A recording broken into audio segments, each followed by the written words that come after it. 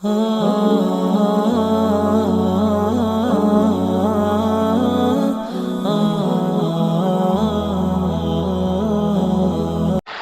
علیکم ورحمۃ اللہ وبرکاتہ۔ الحمد للہ نحمده ونستعینه ونستغفره ونؤمن به ونتوکل علیہ ونعوذ باللہ من شرور انفسنا ومن سیئات اعمالنا، من يهد الله فلا مضل له ومن يضلل فلا هادي له، ونشهد أن لا إله إلا الله وحده لا شريك له،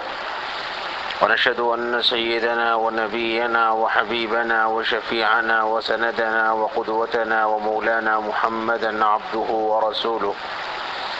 صلى الله تبارك وتعالى عليه وعلى آله وأصحابه وذرياته وأهل بيته والناس أجمعين.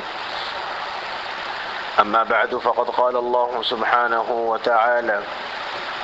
أعوذ بالله من الشيطان الرجيم، بسم الله الرحمن الرحيم، والعصر إن الإنسان لفي خسر إلا الذين آمنوا وعملوا الصالحات وتواصوا بالحق وتواصوا بالصبر. صدق الله العظيم. وقد قال رسول الله صلى الله عليه وسلم في حديث طويل: خير متاع الدنيا المرأة الصالحة، او کما قال علیہ الصلاۃ والسلام. محترم عزیز بھائیوں اور پردے میں بیٹھی ہوئی خواتین اسلام، حق تعالی جل شانہ اس کائنات کو اور اس دنیا کے پورے نظام کو اللہ رب العزت والجلال نے انسانوں کے لیے بطور خاص پیدا فرمایا ہے، اور اس کائنات کے نظام کو چلانے کے لیے حق تعالی جل شانہ نے مختلف انبیاء علیہم الصلاۃ والتسلیم کو توحید کے پیغام کو ادا کرنے کے لیے اس دنیا میں بھیجا ہے، جس کا سلسلہ سیدنا حضرت آدم علیہ نبینا وعلیہ الصلاۃ والسلام سے شروع ہوتا ہے، اور جس کا اختتام میرے اور آپ کے نبی سید الکونین جناب محمد الرسول اللہ صلی اللہ علیہ وآلہ وسلم پر ختم ہوتا ہے۔ اس پورے سلسلے کے اندر، جس کی تعداد روایات کے اختلاف کے ساتھ تقریباً 1 لاکھ سے زائد ہے،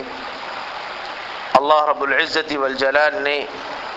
ان تمام انبیاء علیہم الصلاۃ والتسلیم کو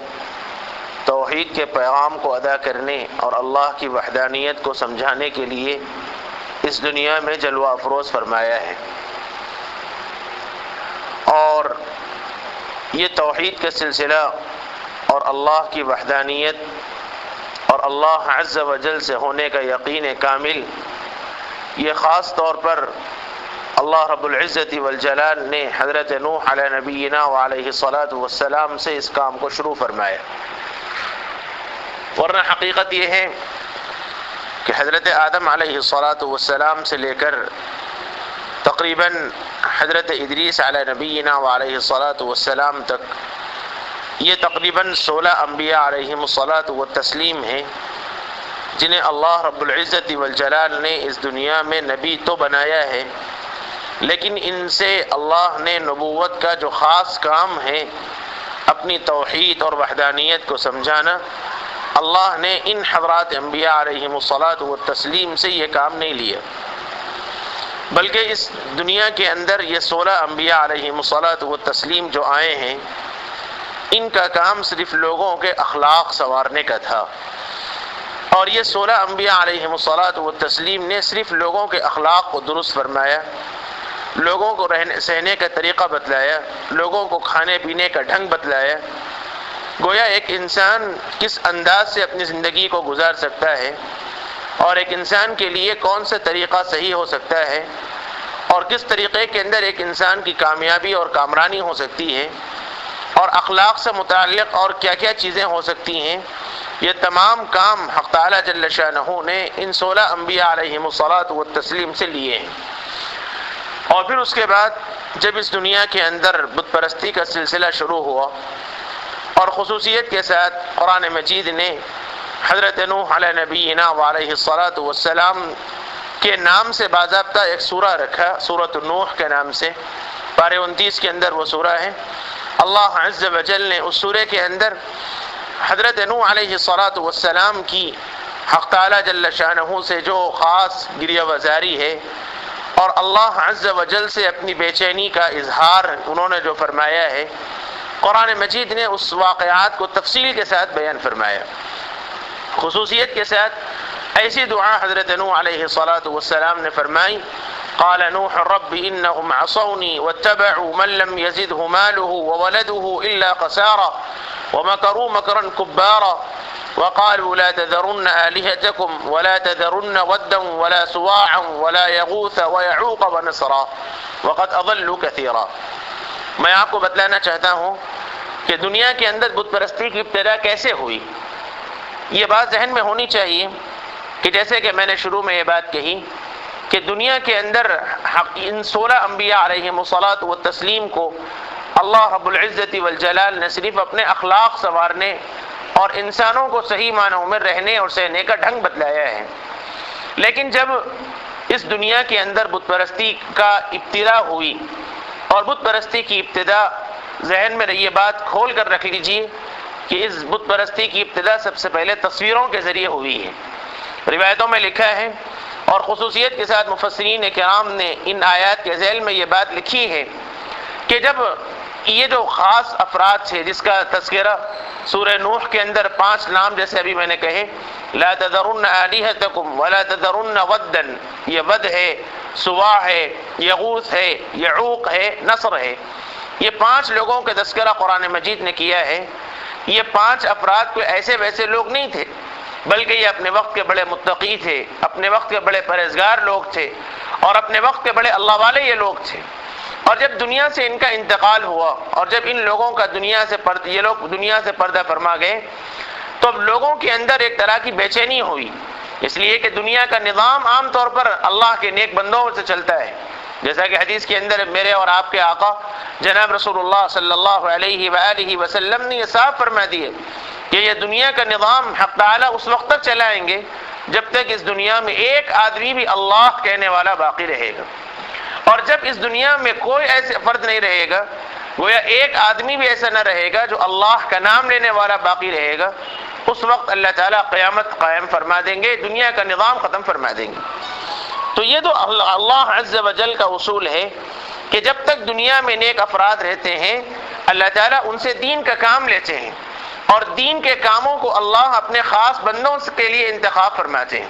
اسی لیے قرآن مجید نے کہا، اللہ یصطفی من الملائکۃ رسلا ومن الناس، اللہ تعالیٰ لوگوں میں سے بہت سے لوگوں کا انتخاب فرماتا ہے،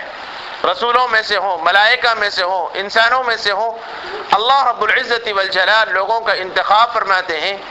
اور اپنے کام کے لیے اللہ ان کو منتخب اور پسندیدہ فرماتے ہیں۔ اس لیے جب یہ 5 افراد کا اس دنیا سے انتقال ہوا، اب لوگوں میں عجیب بے چینی شروع ہوئی کہ کیا ہونا چاہیے، کس انداز کا کام کرنا چاہیے، اور کس طرح عبادت کرنی چاہیے، اور ان لوگوں نے جو اللہ کی عبادتیں کر رکھی ہیں، اب ہمیں یہ کام کیسے کرنا چاہیے۔ جب یہ لوگوں میں پریشانیاں شروع ہوئیں تو شیطان سب سے پہلے ان لوگوں کے پاس آیا، اور آ کر اس نے یہ بات بتلائی کہ تمہیں پریشان ہونے کی ضرورت نہیں ہے، یہ جو 5 افراد ہیں جنہوں نے اللہ کی عبادت کی ہے، جو اللہ کے نیک بندے ہیں، ایسا کرو کہ تم ان کی ایک تصویریں بناؤ، تم ان کی شکل و شباہت بناؤ، اور ان تصویروں کو تم اتار کر اپنی مسجد میں لگا لو، اور مقصد بس اتنا ہے تاکہ ان کو دیکھ کر تمہیں یہ احساس ہوتا رہے کہ یہ اللہ کے نیک بندے تھے، ان کو دیکھ کر تمہیں عبادت میں جذبہ پیدا ہو، ان کو دیکھ کر تمہیں عبادتوں میں شوق پیدا ہو، یہ لوگ دنیا سے چلے گئے، اللہ کو راضی کر کے چلے گئے، اس لیے ہمیں بھی یہ کام کرنا چاہیے۔ یہ پہلا اسٹیج تھا جس کے اندر لوگوں نے بت پرستی کی، اور یہاں سے لوگ صرف تصویر کی حد تک اسے رکھا، بس شوق حاصل کرنے، رغبت حاصل کرنے کے لیے کہ سب یہ اللہ کے نیک بندے ہیں، ان کا کام بس اللہ کی عبادت یہ لوگ کر کر گزرے ہیں، ان کو دیکھ کر ہمارے دلوں کے اندر بھی ایک شوق اور ولولہ پیدا ہو، بس اس مقصد کے تحت انہوں نے یہ کام کیا۔ اب جب یہ نسل گزر گئی، ان کے بعد والی نسلوں کا جب دنیا میں وجود ہوا، اب شیطان نے ان کو آ کر پھر ایک دوسری بات کہی اور کہا کہ یہ تمہارے آباء و اجداد ہیں جو دنیا کے اندر اللہ کی عبادت کرتے تھے، اور جنہوں نے اللہ کی عبادت کی، جنہوں نے اللہ کی پرستش کی، اور تمہارے آباء و اجداد جن کا بھی انتقال ہوا، یہ لوگ ان سے عقیدت رکھا کرتے تھے، یہ لوگ ان سے محبت رکھا کرتے تھے، اس لیے ایسا کرو کہ تم ان عقیدت میں تھوڑا اور اضافہ کرو اور تم ان کو سجدہ کرو، تم ان سے احترام کرو، تم ان کے ساتھ عقیدت سے پیش آؤ۔ اب یہ دوسرا اسٹیج تھا اور دوسری نسل تھی جنہوں نے ان تصویروں کو سجدہ کرنا شروع کیا، یہاں تک کہ تیسرا دور وہ آیا، اب یہ اسٹیج ختم ہوا، تیسری نسل آئی، اور جب تیسرا جنریشن آیا تو اس نے نیا کام کیا۔ شیطان نے یہ ذہنوں میں یہ بات ڈال دی کہ حقیقتاً سجدہ سجدہ اللہ کو نہیں تھا، بلکہ حقیقتاً سجدہ اور عبادت ان تصویروں کو ہونا چاہیے۔ جیسے عام طور پر کہا جاتا ہے کہ حضرت آدم علیہ نبینا وعلیہ الصلاۃ والسلام کو اللہ رب العزت والجلال نے سجدے کا حکم دیا، وَإِذْ قُلْنَا لِلْمَلَائِكَةِ اسْجُدُوا لِآدَمَ فَسَجَدُوا إِلَّا إِبْلِيسَ، اللہ نے تمام ملائکہ کو جمع کر کے فرمایا کہ تم آدم کو سجدہ کرو، سبوں نے سجدہ کیا سوائے ابلیس کے، ابا واستکبر وکان من الکافرین۔ قرآن مجید نے کہا کہ اس نے نہ صرف انکار کیا بلکہ تکبر کیا اور وہ کافروں میں سے تھا، اللہ کا نافرمان تھا۔ تو ظاہری اعتبار سے سجدہ حضرت آدم کو تھا۔ سوال ذہن میں آ سکتا ہے کہ صاحب اللہ عز و جل نے فرشتوں کو ایک انسان کو سجدہ کرنے کا حکم کیسے دیا؟ اس کی حقیقت یہ ہے کہ اصل سجدہ حضرت آدم کو ظاہراً تھا اور حقیقتاً وہ سجدہ اللہ عز و جل کو تھا۔ جیسے عام طور پر یہ بات مشہور ہے کہ ہم کعبۃ اللہ کے سامنے سجدہ کرتے ہیں، اللہ نے حکم دیا فَوَلِّ وَجْهَكَ شَطْرَ الْمَسْجِدِ الْحَرَامِ، مسجد حرام میں سجدہ کرو، کعبۃ اللہ کے سامنے سجدہ کرو۔ اب ذہن میں یہی سوال آ سکتا ہے کہ صاحب کعبہ تو ایک عمارت کا نام ہے، کعبۃ اللہ ایک عمارت کا نام ہے، ایک اینٹ مٹی سے بنا ہوا ایک مقام ہے، بظاہر وہ مخلوق ہے، اسے کیسے سجدہ کیا جائے؟ لیکن حقیقت یہ ہے کہ سجدہ کعبے کو نہیں بلکہ سجدہ رب کعبہ کو ہوتا ہے۔ ایسے ہی حضرت آدم علیہ الصلاۃ والسلام کو بھی سجدے کا حکم تھا، لیکن وہ ظاہراً تھا، حقیقتاً سجدہ اللہ کو تھا، لیکن شیطان نے اس کو نہیں سمجھا، اور اس کی وجہ بڑوں نے ہمارے یہ فرمائی کہ شیطان کے اندر تین عین جماعت ہیں۔ عین کا مطلب عین غین جو ہم پڑھتے ہیں، شیطان بہت بڑا عابد تھا، اپنے وقت کا بہت بڑا عابد تھا۔ لکھا ہے بعض روایات کے اندر کہ آسمان سے اتارنے سے پہلے کوئی جگہ آسمان میں ایسی نہیں تھی جہاں شیطان نے اللہ کو سجدہ نہ کیا ہو، بہت بڑا عابد تھا۔ اور اس کے ساتھ ساتھ شیطان کے اندر دوسرا جو عین تھا، لکھا ہے روایتوں کے اندر کہ شیطان اپنے آپ کو پہچاننے والا تھا، عارف بھی تھا اور اپنی ذات کو پہچاننے والا تھا، عابد بھی ہے، عارف بھی ہے، لیکن حقیقت یہ ہے کہ شیطان کے اندر عرفان نہیں تھا، اللہ کی محبت اور اللہ کو جاننے کا جو خاص فن ہونا چاہیے، شیطان کے اندر وہ چیز نہیں تھی۔ اسی وجہ سے شیطان یہ نہیں جان سکا کہ یہ حکم آدم کو ہے کہ اللہ کو ہے۔ بالکل ایسے ہی شیطان نے ان لوگوں کے دلوں میں یہ بات ڈالی کہ یہ سجدہ، یہ تمہارے آباء و اجداد ان بتوں کو جو پرستش کیا کرتے اور ان تصویروں کو جو پوجتے تھے، یہ عقیدت سے نہیں بلکہ ان کو خدا سمجھ کر پوجا کرتے تھے۔ لہذا یہ تیسرا جنریشن ہوا جس نے ان کو خدا سمجھ بیٹھا، یہیں سے بت پرستی کی ابتدا ہوئی، اور تقریباً 16 انبیاء علیہم الصلاۃ والتسلیم کا دور گزر چکا، اور حضرت نوح علیہ نبینا وعلیہ الصلاۃ والسلام کو اللہ تعالیٰ نے اس دنیا کے اندر توحید کے پیغام کو ادا کرنے کے لیے بھیجا ہے، اور 1-2 سال نہیں، 10-12 سال نہیں، 100-200 سال نہیں، حضرت نوح علیہ نبینا وعلیہ الصلاۃ والسلام نے تقریباً 950 سال اللہ کا پیغام اس دنیا کے اندر پہنچایا۔ 1000 سال سے زائد حضرت نوح کی عمر تھی، 40 سال میں حضرت نوح کو نبوت ملی، اور 950 سال نبوت کا کام ادا کرتے رہے، اور جب طوفان نوح آیا اور ساری دنیا کو طوفان میں غرق کر دیا گیا، حضرت نوح علیہ الصلاۃ والسلام اس کے بعد 60 سال زندہ رہے۔ اس حیثیت سے 1000 کو چلر سال حضرت نوح علیہ الصلاۃ والسلام کی عمر ہے، اور آپ کو معلوم ہونا چاہیے کہ یہ پوری عمر اللہ تعالیٰ نے حضرت نوح کو بطور معجزے کی عطا فرمائی۔ ایسا نہیں کہ حضرت نوح کی تقریباً 1000 سال کے اوپر کی عمر رہی تو ان کے زمانے کے لوگوں کی عمریں بھی اتنی تھیں، ایسا نہیں ہے، بلکہ کئی مخلوق گزر گئی، کئی نسلیں گزر گئیں۔ حضرت نوح علیہ الصلاۃ والسلام پہلے ایک نسل کے پاس نبی بنا کر ان کو بھیجا گیا، اللہ کا پیغام ادا کرنے کو ان کو بھیجا گیا۔ اب وہ نسل ختم ہو گئی اور جب اس کی موت ہو گئی دوسری نسل آئی، تیسری نسل آئی، ایسے نسلوں کے نسلیں گزر گئیں، لیکن ہر نسل دوسری نسل سے زیادہ شریر ہوتی۔ ایک نسل نے حضرت نوح کو تکلیف پہنچائی تو دوسری نسل اس سے زیادہ بھیانک ہوتی، اور جب حضرت نوح بالکل عاجز ہو گئے اور 1-2 سال نہیں 950 سال یہ اللہ کا پیغام پہنچایا، اور سوائے 80 افراد کے، اور بعض روایات میں تو صرف 40 افراد کے نام آتے ہیں، سوائے ان 40 افراد کے کسی اور نے ایمان قبول نہیں کیا۔ اور جب اللہ نے یہ بات کہہ دی کہ اب وما آمن معه الا قلیل، اللہ نے صاف کہہ دیا اور کہا لن یؤمن من قومک الا من قد آمن، اللہ نے صاف اعلان کر دیا کہ جتنے لوگ ایمان لا چکے بس لا چکے، اب اس کے بعد مزید کوئی اور آدمی ایمان لانے والا نہیں ہے۔ حضرت نوح کو اللہ نے جب یہ پیغام پہنچا، اب حضرت نوح علیہ السلام نے دعا فرمائی رب لا تذر علی الارض من الکافرین دیارا، اے اللہ اس دنیا پر کسی کافر کو آپ بستا ہوا مت چھوڑیے۔ تو میرے بھائیوں اور میری ماؤں بہنوں، اللہ تعالیٰ نے اس توحید کے نظام کو جو بنایا ہے، ہمیں یہ بات ذہن میں رکھنی چاہیے۔ اللہ عز و جل نے حضرت نوح علیہ السلام سے اس توحید کی ابتدا فرمائی اور اس توحید کی انتہا، اور اللہ کے یہ پیغام بندوں تک پہنچانے کا کام کا ختم کرنا حق تعالی جل شانہ نے جناب محمد الرسول اللہ صلی اللہ تعالی علیہ وآلہ وسلم پر لا کر ختم فرمایا۔ نبوت ایک خاص مقام ہے، نبوت کا ایک خاص درجہ ہے، اللہ تعالیٰ یہ درجہ اپنے خاص بندوں کو عطا فرماتے ہیں۔ اللہ یصطفی من الملائکۃ رسلا ومن الناس، اللہ نے صاف اعلان کر دیا کہ پیغام رسانی کے لیے، اللہ کا پیغام پہنچانے کے لیے اللہ تعالیٰ ملائکہ میں سے اور انسانوں میں سے اللہ چند لوگوں کا انتخاب فرماتے ہیں۔ تو انبیاء علیہم الصلاۃ والتسلیم اللہ کے خاص بندے ہیں، اللہ کے منتخب لوگ ہیں، اور اللہ عز و جل کے وہ برگزیدہ لوگ ہیں، اور ان کے بعد اللہ تعالیٰ نے اس توحید کا نظام اور توحید کا یہ کام اور اللہ کے بندوں تک اللہ کی یہ بات پہنچانے کا یہ نظام اللہ تعالیٰ نے اس امت کے ذمہ رکھا ہے۔ قرآن مجید کہتا ہے کنتم خیر امت اخرجت للناس تأمرون بالمعروف وتنہون عن المنکر وتؤمنون باللہ، اللہ نے فرمایا کہ تم بہترین امت ہو، اور آپ کو بتلاؤں کہ یہ خیر امت، یہ بہترین امت اور اللہ کی طرف سے یہ انعام یہ کسی اور کو نہیں ملا، اللہ نے یہ صرف خوشخبری اور یہ انعام حق تعالی جل شانہ نے صرف امت محمدیہ کو عطا فرمایا۔ حالانکہ اس سے پہلے بنی اسرائیل کا دور گزرا ہے، اللہ نے ان کو افضل امت قرار دیا، یا بنی اسرائیل، اللہ نے فرمایا انی فضلتکم علی العالمین، ساری دنیا پر میں نے تم کو فضیلت دی ہے۔ تو فضیلت دینا الگ مقام ہے، لیکن خیر امت ہونا، ان فضیلت والے لوگوں میں بھی سب سے افضل اور سب سے اعلیٰ مقام رکھنا، یہ امت محمدیہ کی خصوصیت ہے۔ اور اللہ نے یہ خصوصیت صرف ایسے ہی نہیں دی، بلکہ فرمایا اخرجت للناس، اللہ نے ایک ذمہ داری تمہارے سر رکھی ہے،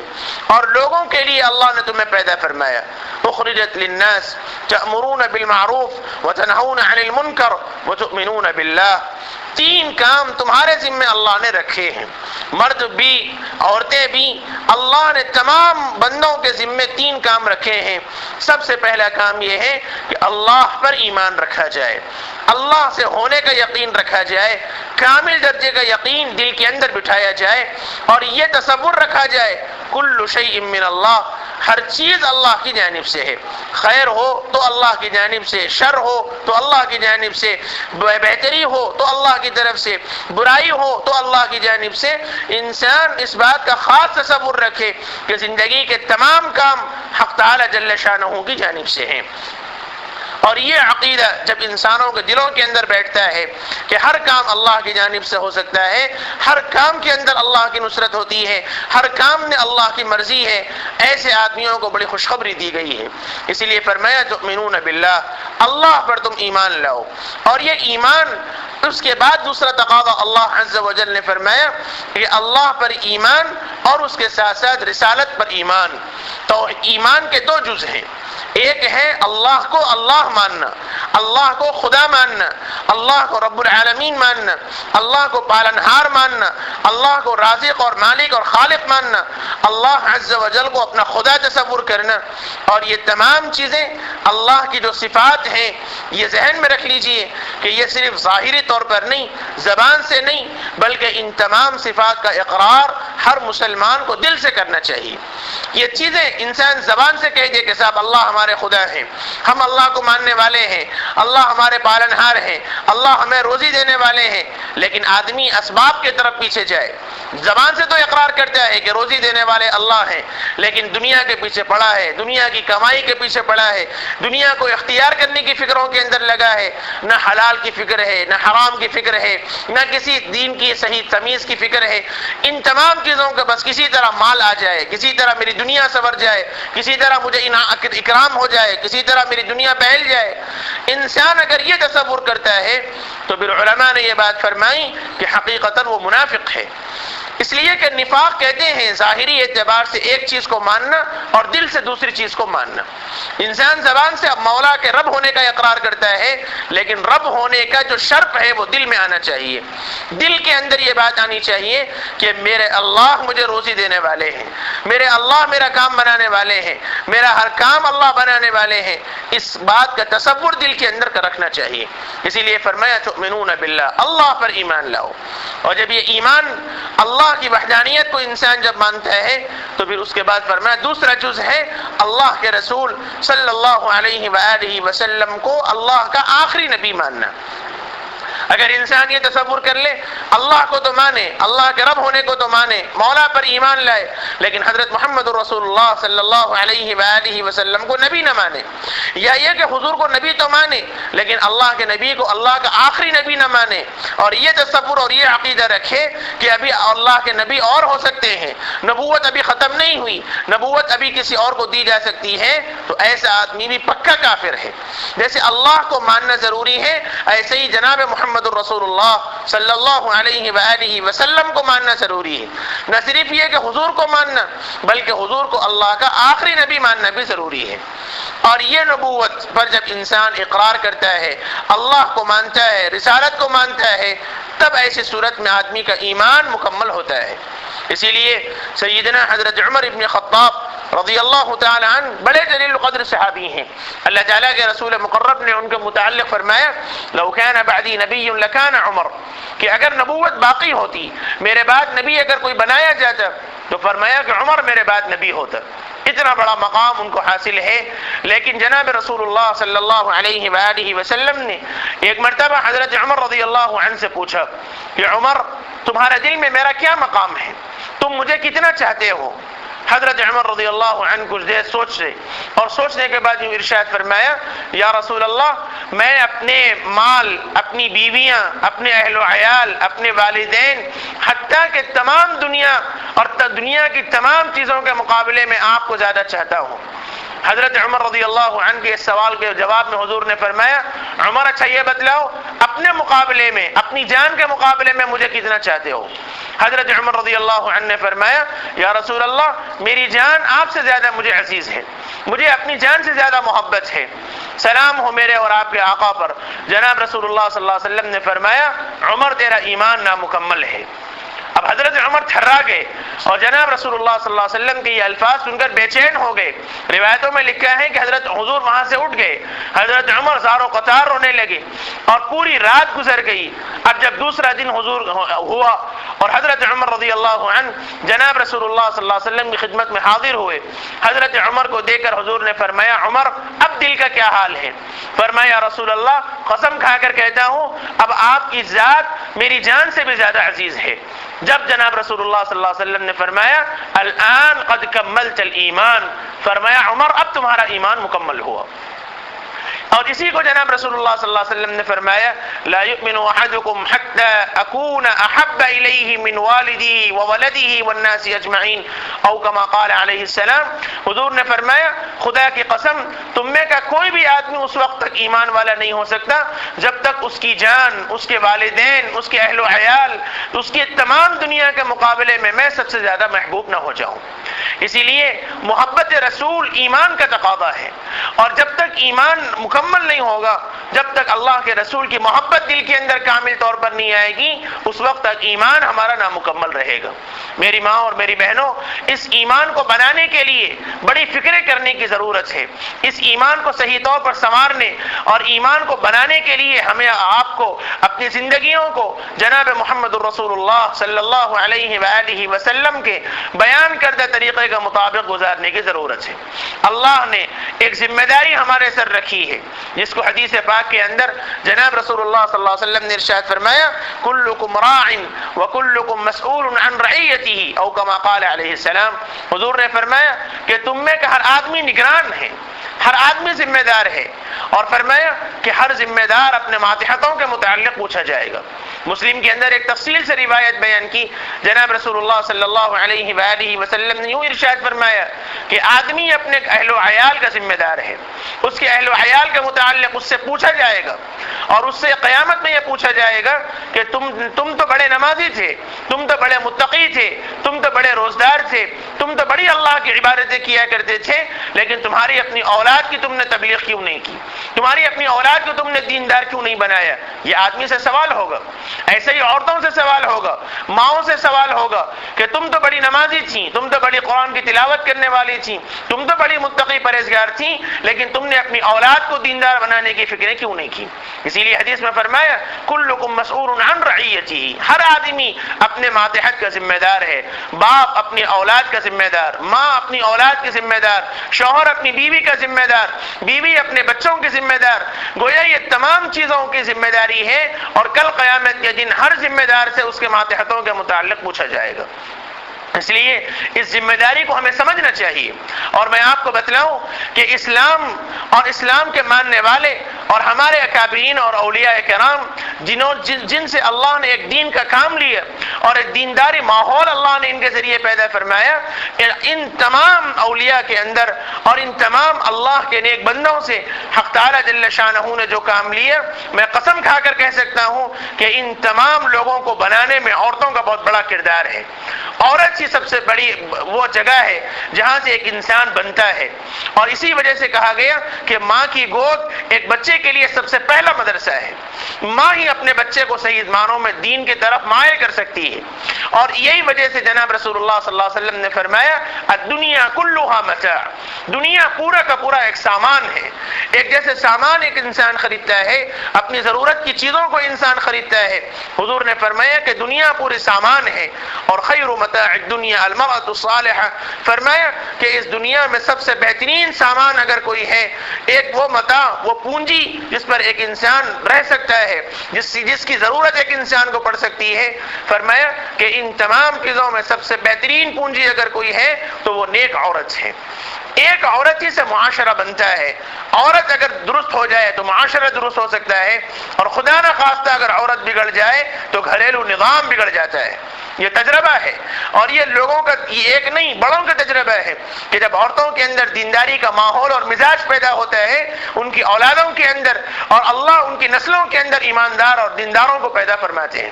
اور جب ایمان سے عورتوں کا مزاج ہٹتا ہے تو پھر نسلوں کے اندر ایمان اور دینداری باقی نہیں رہتی۔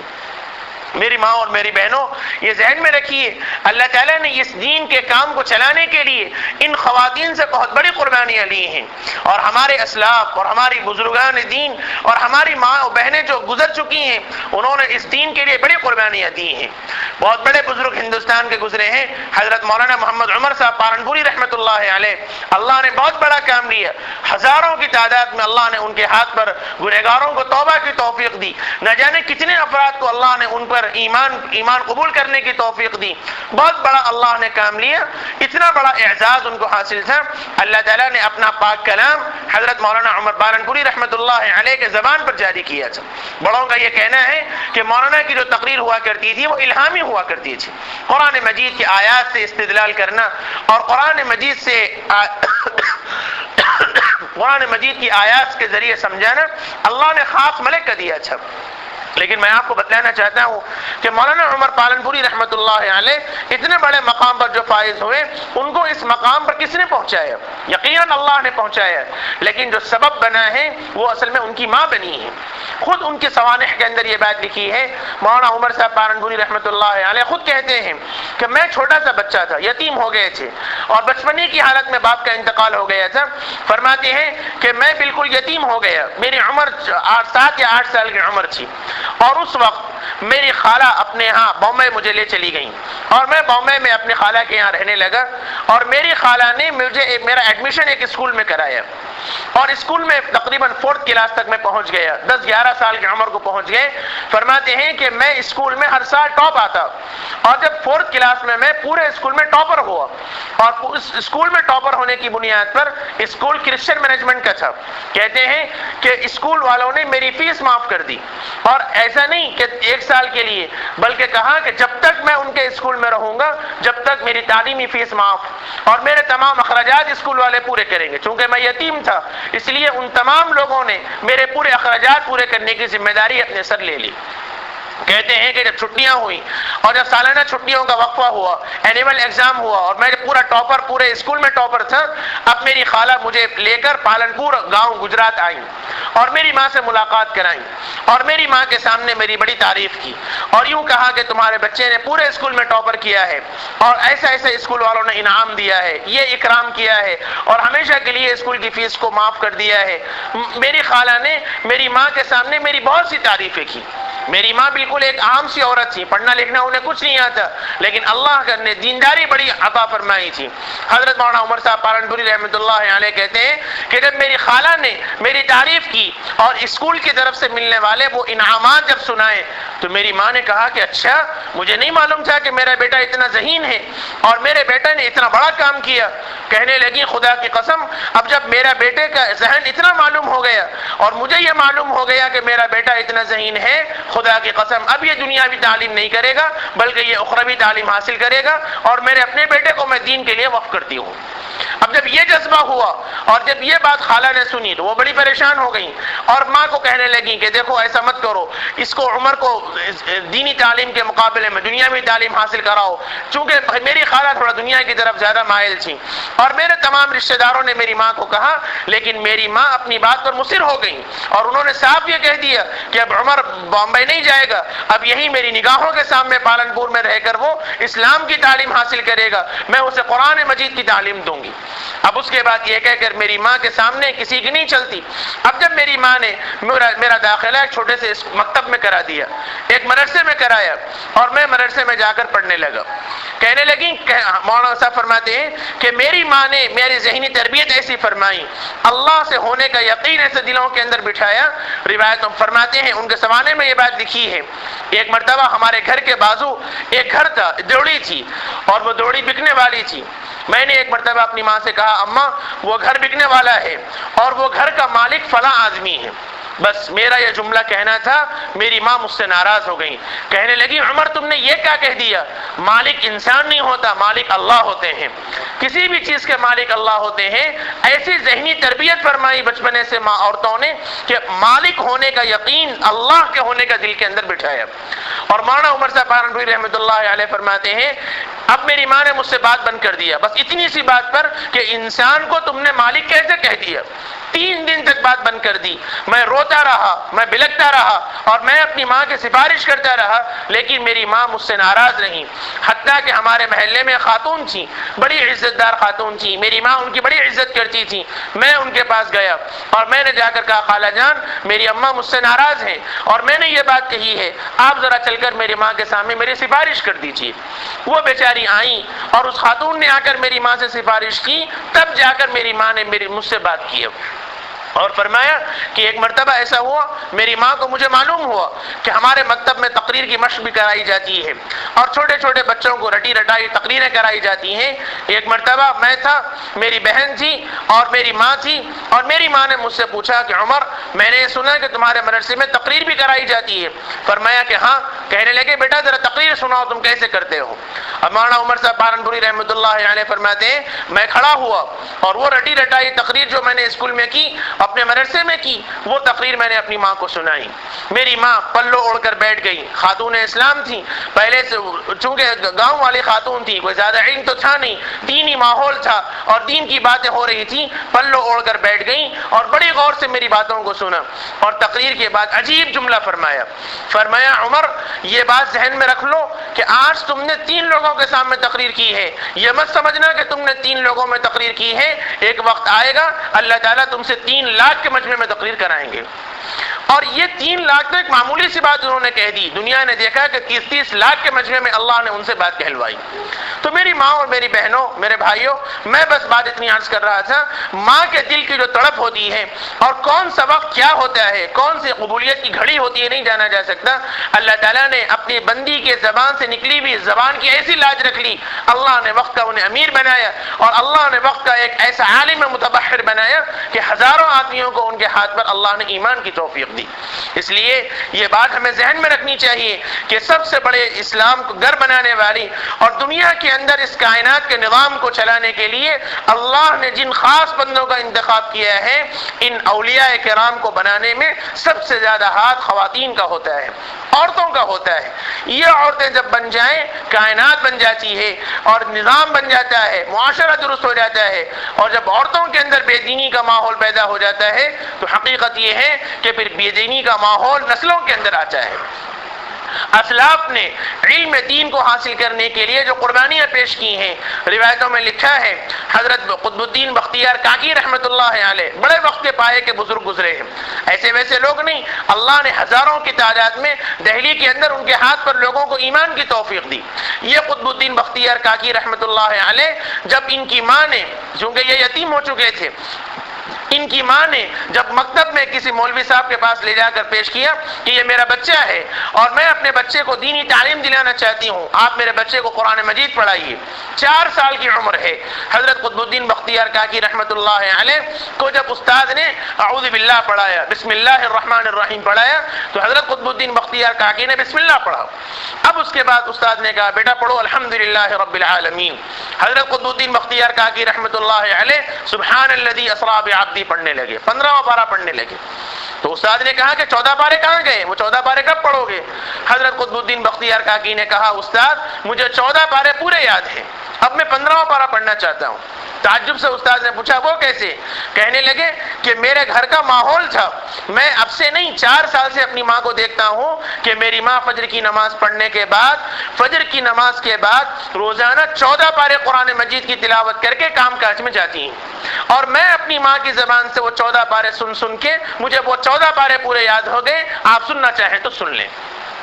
تو ایک 4 سالہ بچے کو 14 پارے یاد ہوئے تو وہ ماں کی وجہ سے یاد ہوئے۔ ماں کے زبان میں ایسا ماحول تھا کہ انہوں نے 14 پارے پڑھنے کے بعد کام کاج کرنے کو کام شروع کیا۔ آج ہمارا ماحول یہ ہے کہ ہماری صبح ہوتی ہے 8 بجے اور 9 بجے، صبح ہوتی ہے تو بچوں کے اوپر آوازیں لگانے پر، رات ہوتی ہے دیر رات یہ تک ٹی ویوں کے ماحول کے اندر، گانے بجانے کے ماحول کے اندر، اور اب تو آج کل نیا سلسلہ چل پڑا ہے عورتوں کے اندر، باضابطہ مغرب کے بعد سے ایک عجیب ڈراموں کا سلسلہ چل پڑا ہے۔ بہت سے فون آتے ہیں کہ ہماری عورتیں ہماری بات نہیں سنتی، شوہر بڑا سخت ہوتا ہے لیکن عورتوں پر وہ ڈراموں کا ایسا بھوت سوار ہے کہ 9 بجے تک، 9:30 بجے تک، 10 بجے تک نہ نمازوں کی فکر ہے، نہ اولادوں کی فکر ہے، ان کے بچے کیا کر رہے ہیں، کوئی چیز کی فکر نہیں، بس ٹی ویوں کے سامنے بیٹھے ہیں، ریموٹ ہاتھ میں ہے، ایک ڈرامہ نہیں تو دوسرا ڈرامہ، ایک چینل نہیں دوسرا چینل، یہ اس پر ہمارے صبح و شام گزر رہی ہے۔ دن کے اوقات گزر رہے ہیں تو فلموں پہ جا رہے ہیں، مغرب کے بعد سے اوقات جا رہے ہیں تو ڈراموں پہ جا رہے ہیں۔ اب نتیجہ یہ ہوا کہ وہ تمام ڈراموں کی وہ شکلیں جو ہم نے ٹی ویوں کے اندر دیکھی اب وہ ہماری نسلوں نے اختیار کر لیا۔ ڈراموں میں جو کپڑے عورتوں نے پہنے، ہماری ماں بہنوں نے وہ کپڑے پہننے کی کوششیں کی، وہ تمام چیزیں اختیار کرنے کی کوشش کی ہیں جو فیشن پرست لوگوں نے اختیار کی ہیں، ورنہ پہلے لوگوں کو تو ماحول یہ تھا کہ صبح کی نماز کے بعد 14 پارے تلاوت قرآن ہونے کے بعد کام کاج میں لگتی۔ اور پھر اس کے بعد لکھا ہے اللہ نے اتنا بڑے مقام پر ان کو پہنچایا کہ ان کے ذریعے اللہ نے وقت کے بادشاہوں کا نظام بنایا۔ حضرت قطب الدین بختیار کاکی رحمۃ اللہ علیہ دنیا کو فیض پہنچایا، دہلی کے اندر ہزاروں کو ایمان کی توفیق اللہ تعالیٰ نے ان کے ہاتھوں دی۔ اس کے بعد ایک وہ وقت آیا جب ان کا انتقال ہونے لگا، حضرت قطب الدین بختیار کاکی رحمۃ اللہ علیہ نے وصیت فرمائی کہ میرا جنازہ تیار کرنا، اور میرے جنازہ تیار کرنے کے بعد میری 3 وصیتیں ہیں، 3 شرطوں کے مطابق اگر کوئی آدمی ملے تو وہ میرے جنازے کی نماز پڑھائے۔ تو لوگوں نے پوچھا حضرت کیا وصیت ہے اور کیا آپ کی شرائط ہے؟ تو پہلے فرمایا کہ وہ آدمی جس نے تکبیر اولیٰ کے بغیر کبھی نماز نہ پڑھی ہو، بالغ ہونے کے بعد سے لے کر آج تک اس کی کبھی تکبیر اولیٰ نہ چھوٹی ہو، پہلی تکبیر کبھی نہ چھوٹی ہو۔ دوسری شرط یہ بیان فرمائی جس نے بالغ ہونے کے بعد سے لے کر آج تک آسمان بغیر وضو کے نہ دیکھا ہو۔ اور تیسری شرط یہ بیان فرمائی کہ جس نے عصر کی سنتیں کبھی نہ چھوڑی ہو۔ یہ ایسی 3 سخت شرائط فرمائی کہ تکبیر اولیٰ کے بغیر کسی کی نماز نہ ہوئی ہو، بغیر وضو کے کس نے آسمان کو نہ دیکھا ہو، اور کبھی اس کی زندگی میں عصر کی سنتیں جو غیر مؤکدہ ہیں وہ بھی نہ چھوٹی ہو۔ اب حضرت کا انتقال ہوا، جنازہ تیار ہوا۔ اب جنازہ تیار ہونے کے بعد حضرت کے خادم خاص نے اعلان کیا کہ حضرت نے انتقال سے پہلے یہ 3 شرطیں بیان کی ہیں، اگر بڑے مجمع کے اندر سے کوئی ہے تو وہ آئے اور آ کر نماز پڑھے۔ تاریخ جانتی ہے اور تاریخ میں یہ بات لکھی ہے، بڑے بڑے وقت کے علماء ٹھہرے ہوئے ہیں لیکن کوئی اپنے آپ کو اس شرط کے مطابق نہیں پاتا۔ جب بہت دیر گزر گئی اور خادم نے بار بار اعلان کیا اللہ کے لیے کوئی ہے تو آئیے تاکہ آگے بڑھے، وقت نکل رہا ہے۔ غروب آفتاب کا جب وقت بالکل قریب ہونے لگا، تاریخ نے دیکھا، دنیا نے دیکھا اور آنکھوں نے دیکھا کہ اس وقت ایک مجمع میں سے اس وقت دہلی کا بادشاہ سلطان شمس الدین التمش آگے بڑھا اور آ کر اس نے روتے ہوئے یہ بات کہی، خدا کی قسم میرے شیخ نے میرا راز ظاہر کر دیا۔ آج تک وہ راز جو میرے اور اللہ کے درمیان تھا، میرے شیخ نے وہ راز ظاہر کر دیا۔ کہا کہ میں وہ شخص ہوں جس نے بلوغت کے بعد سے لے کر آج تک بغیر وضو کے آسمان نہیں دیکھا، اور بلا تکبیر اولیٰ میری کوئی نماز ادا نہیں ہوئی، اور کبھی میں نے عصر کی سنتیں نہیں چھوڑی۔ یہ کہہ کر وقت کا بادشاہ آگے بڑھا اور اس نے وقت کے ولی کامل کی نماز جنازہ پڑھائی۔ تو میری ماں اور میری بہنوں، اس بادشاہ کو بنانے، اس اللہ کے ولی کو بنانے کے لیے کسی اور کا نہیں، خاتون کا ہاتھ ہے، عورتوں کا ہاتھ ہے۔ اسی لیے حدیث میں جناب رسول اللہ صلی اللہ علیہ وسلم نے فرمایا خیر متاع الدنیا المرأة الصالحہ، عورت ہی سب سے بڑی بہترین چیز ہے جو معاشرے کو سدھار سکتی ہے۔ عورت اگر چاہے تو نظام بنا سکتی ہے۔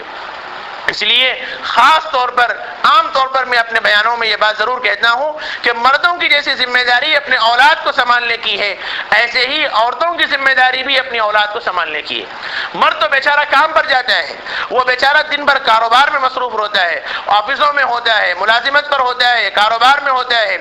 اولاد کی صحیح معنوں میں تربیت اگر کوئی کر سکتی ہے تو وہ ماں کر سکتی ہے۔ باپ تو صرف ڈرا سکتا ہے، باپ صرف ایک نظر ڈال سکتا ہے، لیکن صحیح معنوں میں بچے کی دیکھ ریکھ کرنے والا اگر کوئی ہے تو وہ ماں ہے۔ اس لیے خاص طور پر اس کا اہتمام ہونا چاہیے کہ بہت اہمیت کے ساتھ اس بات کو ملحوظ نظر رکھیں۔ آواز جاتی؟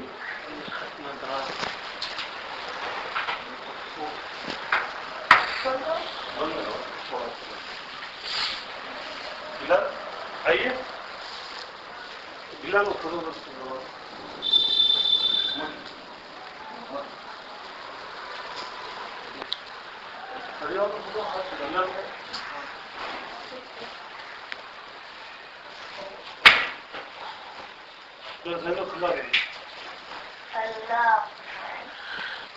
اس لیے اس کا خاص ایک نظام بنائیے کہ اپنی اولاد کی صحیح معنوں میں آپ تربیت کیجئے، ان کی نگرانی کیجئے کہ وہ کیا کر رہے ہیں، کن لوگوں سے ان کا اٹھنا بیٹھنا ہے، کن لوگوں کے ساتھ ان کے تعلقات ہیں، کن سے ان لوگوں کا دوستانہ ہے۔ اس پر خاص توجہ کی ضرورت، تھوڑا 1 منٹ، خاص طور پر اس پر توجہ کی ضرورت ہے۔ خصوصیت کے ساتھ ہمارے نوجوان بچے جو بلوغت کی عمر کو پہنچ رہے ہیں، چاہے وہ بچے ہوں چاہے وہ بچیاں ہوں، ان پر خاص توجہ کی ضرورت ہے کہ ان کے خاص طور پر ایک جو بہت بڑا فتنہ اس وقت چل رہا ہے، میں کہتا ہوں کہ اس فتنے میں سب سے بڑی چیز موبائل فون ہے۔ آپ مائیں اور بہنیں اس بات کی طرف ضرور توجہ رکھیں کہ میں فون کا مخالف نہیں ہوں، لیکن اپنی نوجوان اولاد کے ہاتھ میں جب آپ فون دیں تو اس وقتاً فوقتاً فون کی نگرانی کریں۔ ایک نہیں دسیوں ایسی باتیں، دسیوں واقعات سننے میں آتے ہیں۔ بطور مفتی ہونے کے بہت سے فتاوے ہمارے سامنے آتے ہیں جس میں یہ معلوم ہوتا کہ ماں باپ رونا روتے ہیں کہ صاحب ہمارا لڑکا کسی غیر کی لڑکی سے محبت کرتا ہے، اب وہ اس کے ساتھ اٹھتا بیٹھتا ہے، اس کے ساتھ رہتا ہے، وہ مصر ہے کہ وہ اسی کے ساتھ شادی کرے گا۔ اب ماں باپ خون کے آنسو رو کر مفتیوں کے پاس فتویٰ پوچھنے آ رہے ہیں کیا ان سے ہمارا شادی ہو سکتی یا نہیں ہو سکتی۔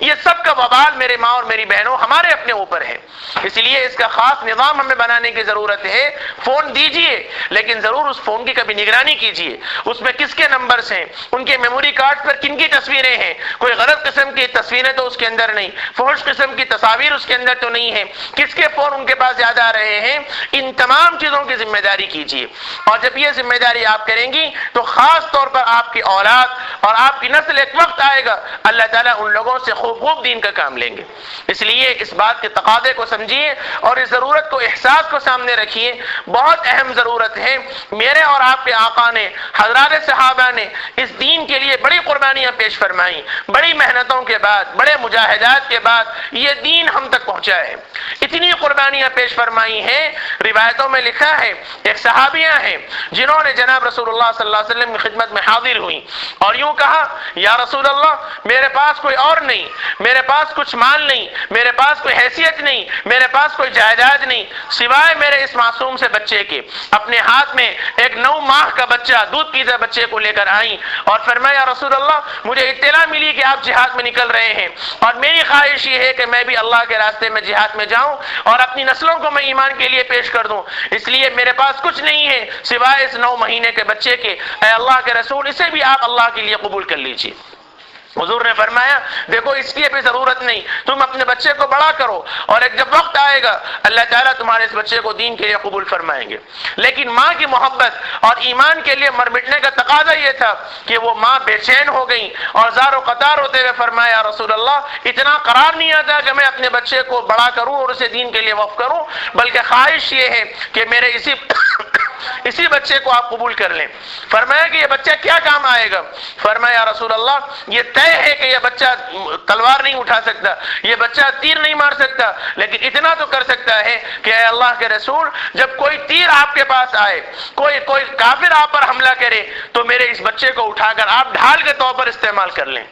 اتنی قربانیاں ماں اور میری بہنوں ہماری خواتین اسلام نے دی ہیں اور ان قربانیوں کے بعد یہ ایمان، یہ کلمہ ہم تک پہنچا ہے۔ اگر وہ قربانیاں نہ ہوتی تو اللہ جانے ہمارا حشر کیا ہوتا۔ آج ہم جیسے گھر بیٹھے مسلمان ہیں، اللہ کے فضل سے ہم ایمان والے ہیں، ہم کلمہ گو ہیں، اگر ان کی قربانیاں نہ ہوتی تو نہ جانے ہمارا حشر کون سے گھرانے میں ہوتا، ہم کس مسلک سے تعلق رکھتے، کس مذہب سے ہمارا عقیدہ ہوتا۔ اس لیے شکر ادا کیجئے اور اپنے اسلاف نے جو قربانیاں پیش کی ہیں ان قربانیوں کی لاج رکھیے، اپنی اولاد کو صحیح معنوں میں دینی تربیت کیجیے اور ان کو جب بھی موقع ملے دینی مجلسوں میں بھیجائیے، علماء کی مجلسوں میں انہیں بھیجائیے، علماء سے ربط رکھیے اور علماء سے اپنی اولاد کو مربوط رکھیے، اور جب بھی دین کے تقاضے ہوں گے اپنی اولاد کو دین کے لیے ہم پیش کرنے کی فکریں کر لیں، اپنے گھر والوں کو ہو، اپنے بچوں کو ہو، دین کے تقاضوں پر دین کو سیکھنے کے لیے ہمیں ہر وقت تیار رکھنا ہے۔ اور خاص طور پر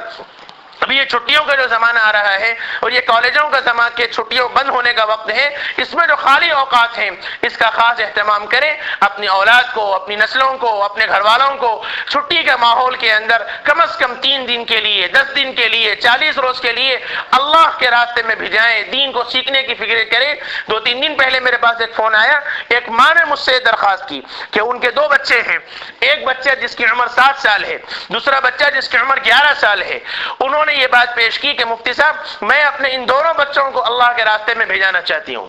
میں نے ان سے، مجھ سے تعلق میں تھیں اور بارہا وہ مجھ سے فون کیا کرتی ہیں، مجھ سے رشتے میں بہن لگتی ہیں۔ میں نے ان سے پوچھا کیا ایسا تو نہیں کہ آپ کے بچے شریر ہوں اور یہ چھٹیوں کے موقع پر آپ اپنے بچوں کو شرارت سے بچنے کے لیے انہیں اللہ کے راستے میں بھیجنا چاہتی ہیں؟ تو فون پر رو پڑی، کہنے لگی خدا کی قسم ایسی بات نہیں ہے، بلکہ میں یہ چاہتی ہوں کہ میرے یہ بچے کم از کم چھٹیوں کے اندر کچھ تو ایمان سیکھ لیں، کچھ تو قرآن سیکھ لیں، کچھ تو اللہ کی بات سیکھ لیں، بس اسی جذبے کے لیے میں اپنی اولاد کو اللہ کے لیے بھیجنا چاہتی ہوں۔ تو آج بھی ایسی خواتین موجود ہیں جو اللہ کے دین کو سیکھنے کی فکروں کے اندر ہیں. اسی لیے بس آخری میں یہ بات گزارش کرتا ہوں کہ اپنی نسلوں کو سدھارنے، اپنی نسلوں کی ایمان بنانے کی اور ان کی صحیح معنوں میں تربیت اور نگرانی کرنے کی ہم سب کو ضرورت ہے، اور خاص طور پر اس نگرانی کو ادا کرنے میں صحیح معنوں میں کردار میری ماں اور میری بہنوں آپ کا ہے. اس لیے اس تقاضے کو سمجھیے اور اللہ کے لیے اپنی اولاد کو دین کے معنوں پر اور دین کی صحیح فکروں پر چلانے کی فکریں کیجیے. خدا کرے مجھے اور آپ کو کہنے سننے سے زیادہ حق تعالی شانہ اپنے فضل و کرم سے توفیق عمل نصیب فرمائے.